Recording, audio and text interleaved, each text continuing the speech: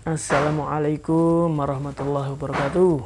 Apa kabar Sobat PK Milenial semua, dimanapun Anda berada. Siapapun di antara Anda yang pernah mendapat bimbingan dari saya, kemudian siapapun di antara panjenengan teman-teman saya yang pernah berinteraksi, berkomunikasi dengan saya, pada kesempatan malam hari ini saya ingin menyampaikan pernyataan permohonan maaf atas segala perilaku saya, atas segala sikap saya, ucapan saya, maupun tindak tanduk saya yang mungkin merugikan bagi Anda, merugikan bagi semuanya ya, dimulai dari saya menjadi CPNS tahun 2005 sampai dengan hari ini tahun 2023. Saya nyatakan saya mohon maaf sebesar-besarnya atas segala kesalahan, kehilafan saya, baik yang saya sengaja maupun yang tidak saya sengaja. Saya ingin memperbaiki diri sehingga saya harus membuat video ini. Saya ingin bercerita tentang background masa lalu saya, kenapa saya mempunyai kadang-kadang bahkan sering perilaku perangai yang mungkin arogan, kasar ya. Karena memang saya saat itu pernah pada posisi yang saya anggap super power saat itu ya. Jadi sempat saya tidak takut dengan apapun kecuali kepada Allah ya tentunya. Dimulai background saya bahwa saya kuliah di Surabaya. Di Surabaya saya kenal dengan teman-teman yang baik, sahabat-sahabat yang baik, yang saat ini sudah ada 2 sahabat saya yang sudah almarhum. Tadinya saya juga berpikir saya akan termasuk yang akan diambil duluan, tapi ternyata alhamdulillah masih diberi kesempatan hidup sampai hari ini. Jadi masih bisa bercerita bahwa dulu memang saya bergaul dengan teman-teman yang hebat, termasuk saya punya adik kelas itu yang punya basic background ya bisa dibilang saat itu raja jalanan karena bapak ibunya itu jenderal polisi semua. Bapaknya jenderal polisi, ibunya juga jenderal polisi. Dan itu yang menjadikan saya saat itu juga tidak punya rasa takut. Artinya saya punya teman yang backingannya dekengan pusat istilahnya sekarang ya.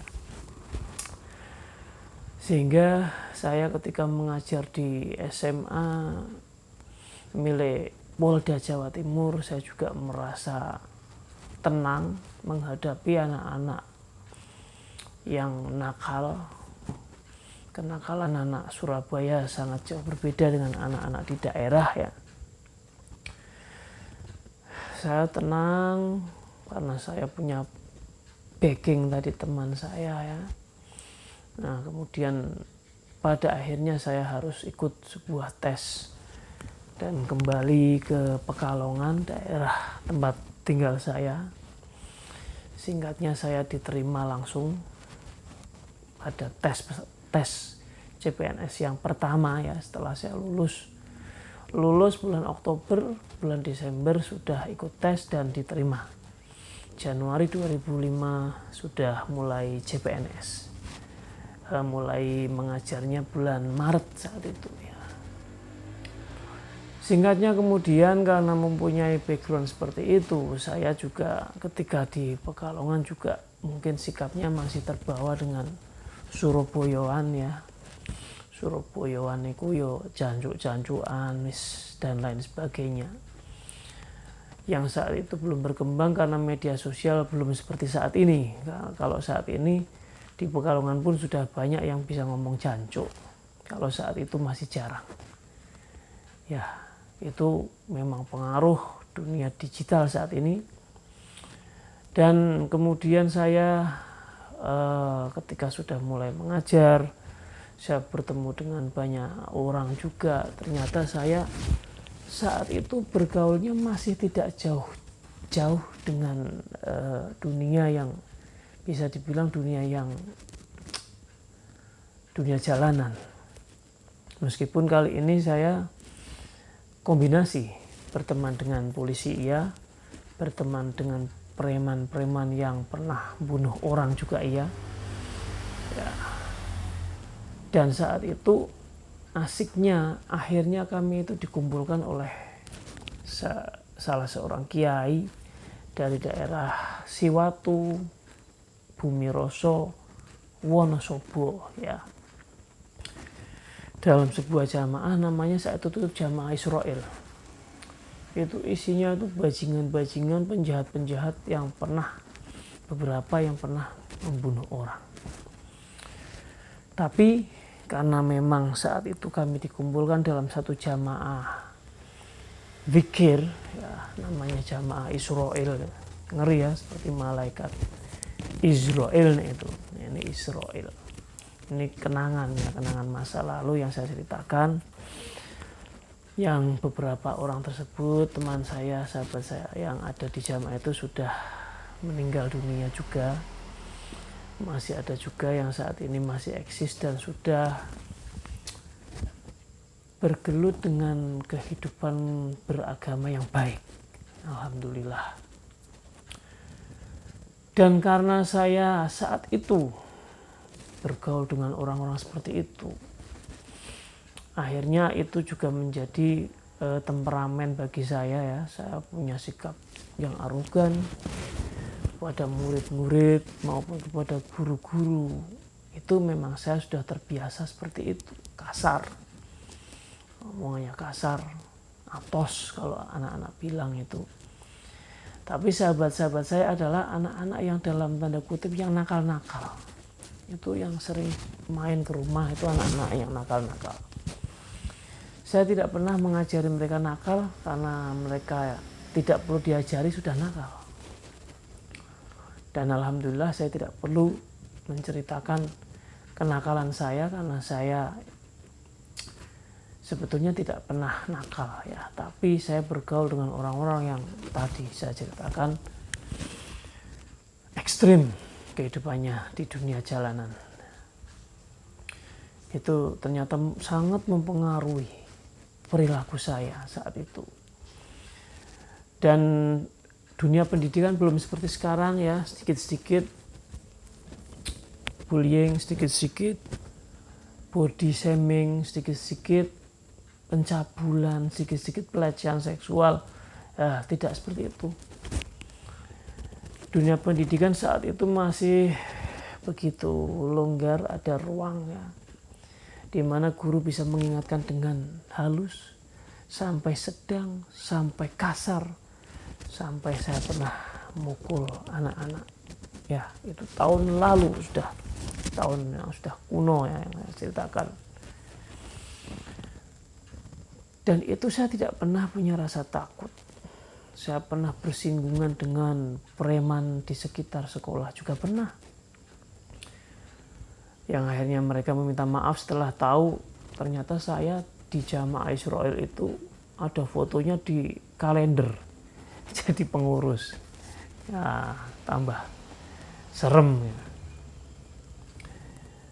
Ini sebuah cerita yang untuk mengawali bahwa saya harus saat ini mulai menata kehidupan saya setelah usia di atas 40 ini, harus mulai menata dengan kesabaran yang tumbuh dari hati, tidak hanya dari lisan. Contoh, kalau dari lisan saya ngomong, coba kamu sabar. Kehidupan memang tidak selalu mulus.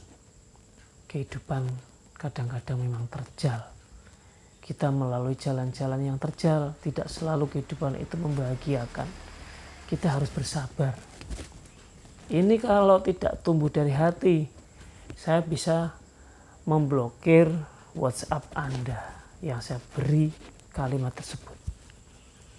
Misalnya saya ngomong kayak gitu dengan teman saya, tapi sikap teman saya tidak baik. Nah, saya ternyata tidak bisa sabar, saya blokir saja dia. Nah, itu berarti bukan tumbuh dari hati. Oke, kembali ke masa lalu. Jadi saya memang saat itu begitu merasa super power. Tidak ada preman daerah yang saya takuti, tidak ada orang tua murid yang saya takuti. Jadi bisa dibilang saya enak dewe. Teman guru juga ada yang sudah sampai hampir saya hajar, itu juga pernah. Ya.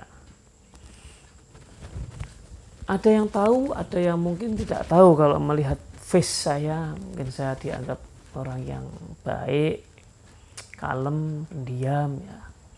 Tapi kalau yang tahu bagaimana kebrutalan saya saat itu, sampai ada teman guru saja padahal senior, usianya selisih 10 tahun di atas saya, hampir saya hajar ya, padahal dulunya teman. Ya karena sesuatu hal biasa, gesekan-gesekan di lingkungan pekerjaan. Yang sampai akhirnya itu semua berakhir di usia saya 30 tahun. Usia 30 tahun Allah memberikan hukuman bagi saya. DP hukuman, ya mudah-mudahan bukan DP lah. Besok di akhirat sudah tidak dihukum lagi, mudah-mudahan ya. Karena saya harus menjalani operasi tumor selaput otak yang sering saya ceritakan. Sehingga mata saya seperti saat ini ya, melihat dengan kabut di mana-mana. Bisa dibilang tunanetra, tapi semi, tidak tunanetra full, tapi semi. Ini adalah sebuah hukuman untuk kafarot ya, tebusan dosa-dosa saya waktu saya merasa super power tadi. Ketakaburan saya, kesombongan saya ya. Sampai saya menghadapi seorang kepala sekolah yang merupakan orang tua wali atau orang tua murid ya, yang minta sepatu karena sepatunya itu saya sita saat itu. Saya nyita berkarung-karung sepatu. Ada yang tidak terima satu kepala sekolah, ya tetap saya lawan. Anaknya salah kok dibela. Kalau mau bela itu kan yang benar. Namanya sayang dengan anak itu tidak harus selalu membela. Anaknya salah ya kudu seleh. Dan saat itu saya kembalikan. Tidak tahu anaknya sekarang jadi apa, tapi kepala sekolah tersebut sudah meninggal. Ya, jadi perjalanan hidup saya, perjalanan karir saya itu ekspres. Usia 24 diangkat CPNS, ditambah 3 tahun berarti usia 27 saya sudah menjadi wakil kepala sekolah bidang kesiswaan. Saya punya 2 wajah, jadi wajah separuh saya adalah BK, wajah separuh saya adalah kesiswaan. Yang itu sangat bertolak belakang, karena kesiswaan saat itu memberi sanksi ya, bagi para pelanggar tata tertib. Ya, di satu sisi saya sebagai BK memberikan bimbingan dengan cara yang halus, cara yang lembut, cara yang damai. Sehingga beberapa anak itu justru dekat dengan saya. Tentu saja setelah pertempuran yang terjadi. Pertempuran yang dimaksud terkadang anak saya pukuli tadi. Ada yang sampai saya pukuli. Saya sudah diingatkan teman saya, senior saya, mentor saya. Saat itu bulan puasa ya. Ada anak-anak yang bolos ngumpet di rumah warga bulan puasa, tapi saya kelepasan tadi karena mereka sangat menjengkelkan.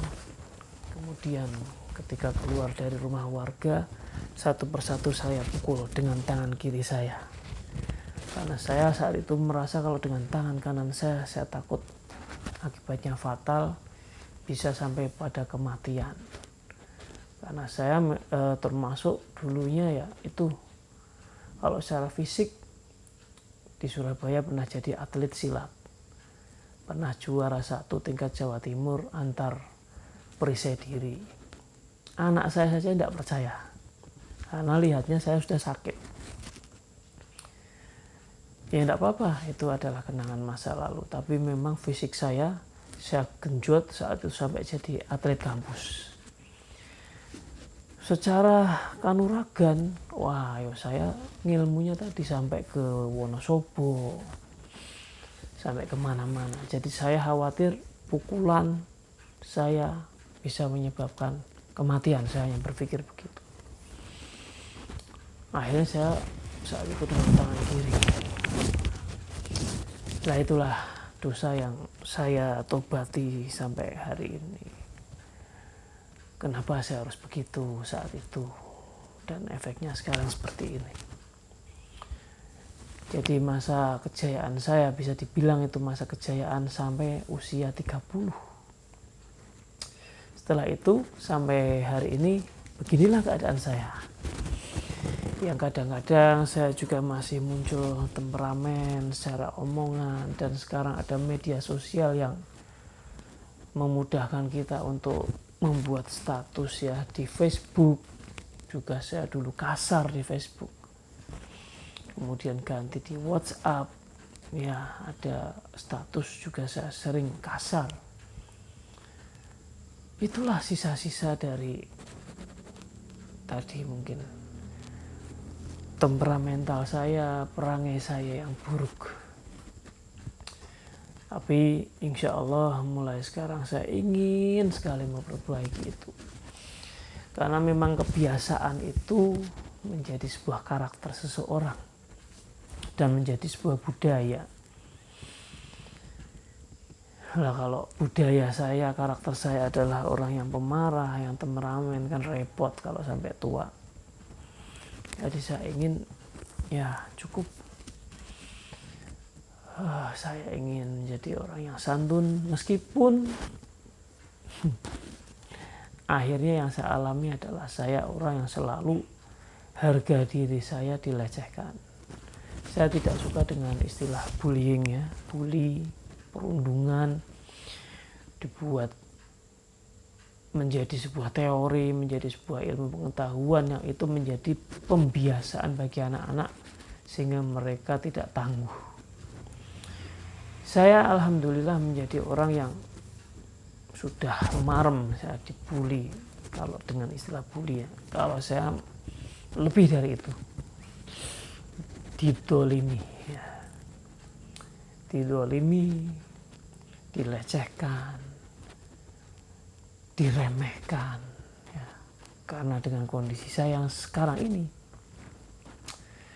ya, jadi memang beberapa waktu yang lalu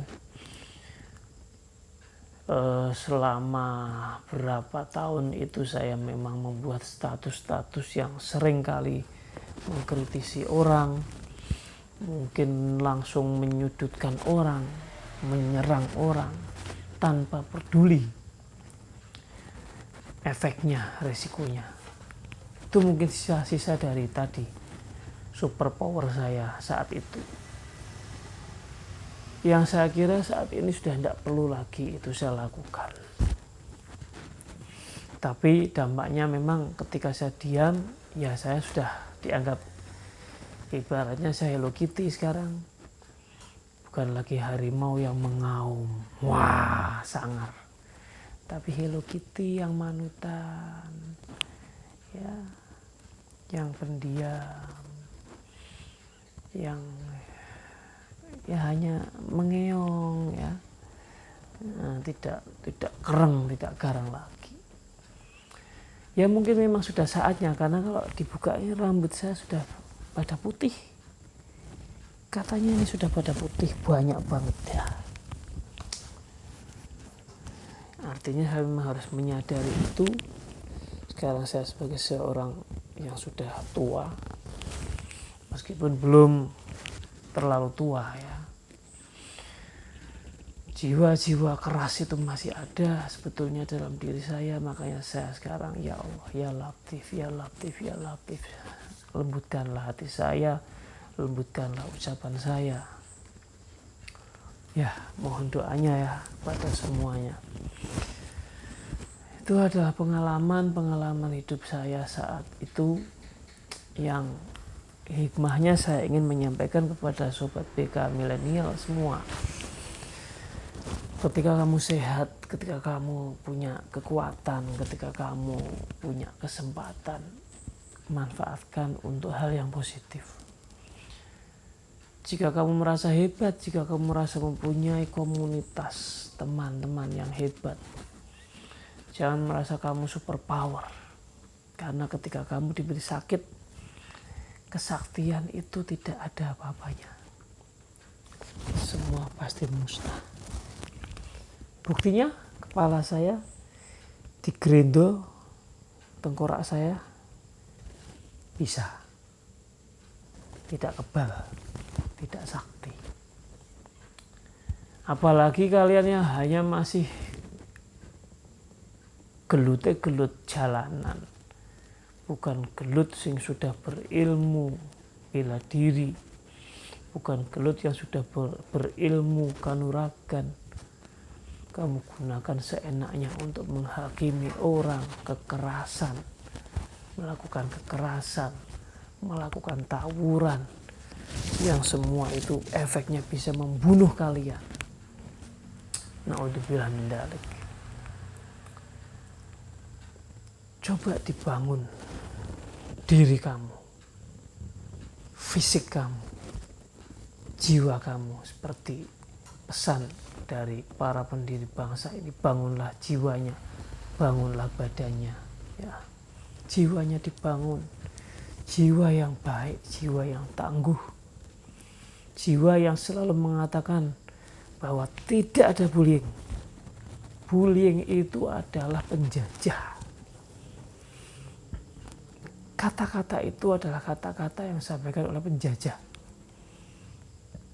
Tahun 2008 saya dapat makalah itu. Bullying, apa ini bullying? Saya baca sedikit sepintas, saya tidak tertarik karena itu kalau dibudayakan, dibiasakan menjadi sebuah kalimat, menjadi sebuah pembiasaan kata-kata yang negatif, akhirnya jadi karakter tadi. Karakternya adalah kalian menjadi generasi muda yang tidak tangguh. Jadi percuma kalau kamu pelihara kata-kata bullying tadi. Kamu bangun mental kamu, mental spiritual sebagai orang yang agamis, yang dekat kepada Allah. Ini zaman sudah zaman akhir. Nanti suatu saat saya membuat video tentang Imam Mahdi, ya, kemunculannya berdasarkan hadis-hadis, ya, dari apa yang disampaikan oleh ulama tentunya. Saya tidak pernah mondok, tidak pernah belajar sendiri tentang hadis. Saya hanya akan membuat cover. Kalau lagu kan bisa di cover, ceramah pun bisa di cover, ya kan. Yang penting tujuannya, niatnya adalah untuk kebaikan. Nanti insya Allah saya buat seri akhir zaman, ya. Ini sebagai mukadimahnya adalah kalian bangun jiwa kalian, mental spiritual yang dekat kepada Sang Pencipta. Ini sudah zaman akhir. Jangan mengedepankan emosi marah. Emosi itu ada macam-macam. Emosi gembira, ya, euforia yang berlebihan juga tidak baik, ya. Emosi sedih, emosi marah. Coba kecerdasan emosionalnya lebih dibangun lagi, lebih dibiasakan lagi, harus cerdas secara emosi. Hari ini tadi ada salah satu anak yang mendekati saya, bercerita bahwa dia itu selalu diremehkan di kelas. Saya kira tidak begitu. Semua pasti bisa menerima kondisi kita, termasuk kalau Anda melihat video ini, lihatlah kondisi yang saya alami, yang akhirnya juga orang bisa menerima atau tidak bisa menerima. Yang bisa menerima alhamdulillah, yang belum bisa menerima alhamdulillah kan tetap ada orang itu yang suka dan tidak suka. Apalagi saya hanya manusia yang biasa, apalagi punya keterbatasan, bisa dibilang berkebutuhan khusus. Pasti ada yang suka dan ada yang tidak suka. Zaman dulu saja Kanjeng Nabi Muhammad Rasulullah itu ada yang suka, ada yang tidak suka. Ya, padahal Nabi Rasul malah pemimpinnya para Rasul. Ya. Jadi itulah dunia, kita bisa memposisikan diri. Anak-anakku semua, coba jiwamu dan pikiranmu, hilangkan kata-kata bullying, hilangkan. Tidak usah kamu merasa dibully kemudian kamu ngenes, kamu sedih. Biasa saja. Kalau lagunya itu yang ikut X Factor itu kan, ku tak akan mati karena dibully. Betul enggak? Dulu ku kau maki dan seterusnya. Ya. Ku kau hina dan seterusnya. Cari sendiri, nyanyikan sendiri, dengarkan sendiri, resapi bahwa lagu itu juga merupakan perjalanan hidup seseorang, pengalaman hidup seseorang, yang intinya adalah ku tak akan mati karena dibully. Jadi itu orang yang sudah kemudian menemukan dirinya, dia kemudian tangguh. Ya, jadi itu beberapa pernyataan dari saya. Pernyataan permohonan maaf, pernyataan saya ingin merubah langkah catur saya, ya, langkah catur saya yang dulu itu menyerang, ofensif. Sekarang mungkin saya lebih defend, ya, defend, bertahan dan bertahan untuk hidup, untuk berkarya, untuk berkreasi, dan terutama untuk beribadah kepada Allah. Yang sudah lalu biarlah berlalu, semoga itu menjadi tumpukan sejarah yang bisa diambil hikmahnya. Kita tidak pernah tahu sampai kapan kita ada di bumi ini, karena kita di bumi ini adalah piknik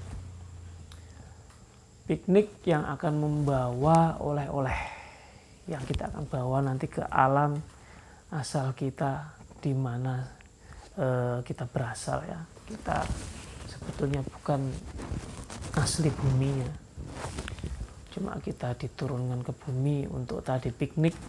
Orang piknik itu biasanya pulang kan bawa oleh-oleh. Oleh-olehnya apa? Oleh-olehnya adalah amal ibadah yang merupakan pemberian anugerah rahmat pertolongan dari Allah. Jadi semua punya peluang yang sama, kecuali perbedaannya adalah nasab, ya. Kalau yang nasab keturunan dari Bani Alawi pasti punya kelebihan karena didoakan terus menerus. Misalnya dengan sholawat Allahumma sholli ala Sayyidina Muhammad wa ala ali Sayyidina Muhammad, berarti beserta keturunannya, ya. Itu didoakan terus menerus. Jadi kita jangan menyamakan diri kita dengan para habaib Bani Alawiyin. Beda, darahnya beda, keturunannya beda. Jadi apalagi sekarang yang sedang ramai mempermasalahkan nasab, mempermasalahkan tentang keabsahan keturunan tadi, ya, nasab tadi Bani Alawiyin itu orang-orang yang mungkin masih saat ini tersesat. semoga dikembalikan oleh Allah ke jalan yang benar. Itu namanya sembrono, itu dengan para keturunan Kanjeng Nabi. Kalau hanya berdasarkan catatan, hanya berdasarkan babat, tulisan-tulisan,